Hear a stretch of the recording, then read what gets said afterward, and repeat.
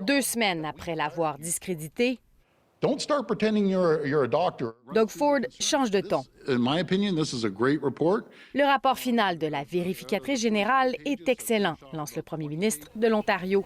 Doug Ford l'accusait d'outrepasser son mandat en critiquant sa gestion de la pandémie. Cette fois, Bonnie Lysyk se concentre sur des inefficacités gouvernementales. Par exemple, l'expansion des soins virtuels qui est trop lente en Ontario. Le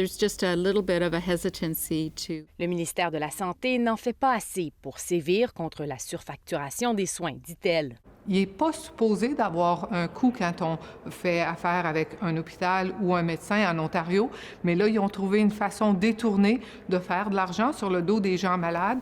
Le ministère des Affaires autochtones est aussi critiqué pour sa gestion de services qui sont souvent mal adaptés culturellement.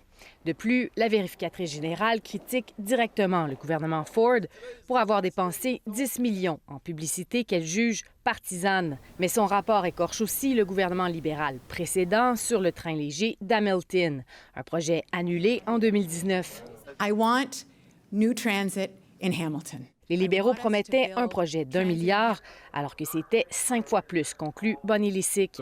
Ceux-ci savaient qu'il y aurait des dépassements de coûts, mais ne l'ont pas divulgué au public. C'est leur conseil du Trésor qui ont publiquement communiqué un coût de 1 milliard de dollars lorsqu'ils ont quand même en même temps approuvé des coûts beaucoup plus élevés.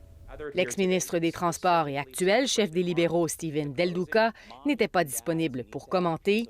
Par courriel, il indique que le processus d'évaluation a été le même pour tous les projets de transport en commun.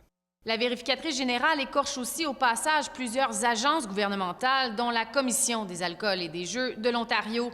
L'agence ne surveille pas assez de près les détaillants privés de marijuana, selon elle, et n'en fait pas assez pour contrer le blanchiment d'argent dans les casinos.